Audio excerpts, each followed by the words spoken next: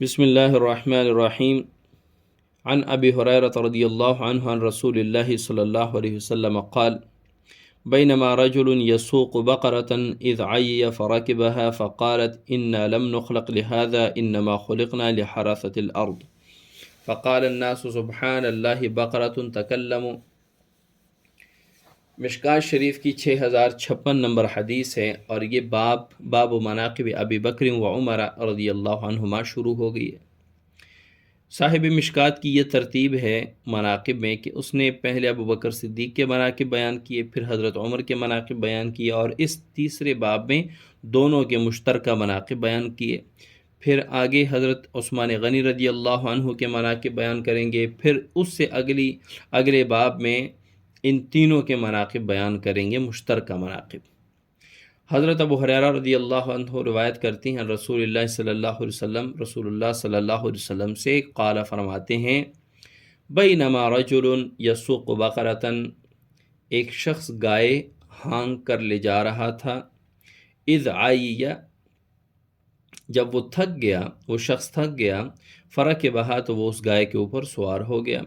فقالت، اس گائے نے کہا انا لم نخلق لہذا، ہم اس کے لیے پیدا نہیں کیے گئے، انما خلقنا لحراثۃ الارض، ہم تو زراعت و کاشتکاری کے لیے پیدا کیے گئے ہیں۔ فقال الناس، جب یہ بات آپ صلی اللہ علیہ وسلم نے فرمائی تو لوگوں نے کہا سبحان اللہ بقرۃ تکلم، سبحان اللہ، گائے نے بات کی۔ فقال رسول اللہ صلی اللہ علیہ وسلم، تو اس پر رسول اللہ صلی اللہ علیہ وسلم نے فرمایا فإنی أؤمن به أنا وأبو بکر وعمر، ہاں میں اس پر ایمان لاتا ہوں اور ابو بکر اور عمر بھی اس پر ایمان لاتے ہیں، یعنی میں، حضرت ابو بکر اور حضرت عمر اس بات پر ایمان لاتے ہیں کہ اللہ چاہے تو وہ گائے کو بھی زبان عطا فرما کر اس سے باتیں کروا دے۔ وما ہما ثم، حالانکہ حضرت ابوبکر اور حضرت عمر رضی اللہ عنہما وہاں موجود نہیں تھے۔ وقال، اور فرمایا، حضرت ابو ہریرہ رضی اللہ عنہ فرماتے ہیں بینما رجل فی غنم، ایک مرتبہ ایک شخص اپنے ریوڑ میں تھا، غنم لہو، اپنے ریوڑ میں تھا، اذ عاد الذئب، جب ایک بھیڑیے نے حملہ کیا، علی شاۃ منہا، ان میں سے ایک بکری پر، فاخذھا، اور وہ لے گیا، فادرکھا صاحبھا، اس ریوڑ کے مالک نے اس کا پیچھا کیا، فاستنقذھا، اس بکری کو اس بھیڑیے سے چھڑا دیا۔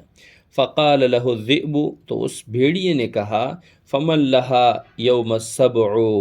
سبع کے دن ان کا رکھوالا یا چرواہا یا حفاظت کرنے والا کون ہوگا؟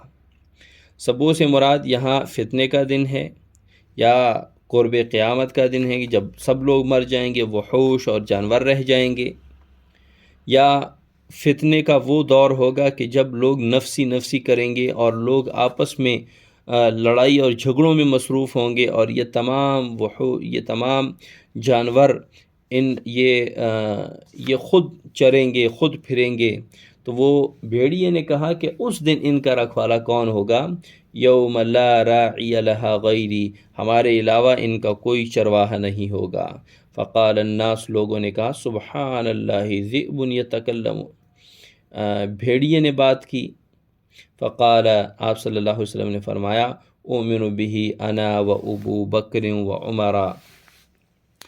میں، ابو بکر اور حضرت عمر اس پر ایمان لاتے ہیں۔ وما ہما ثم، اور وہ دونوں وہاں نہیں تھے،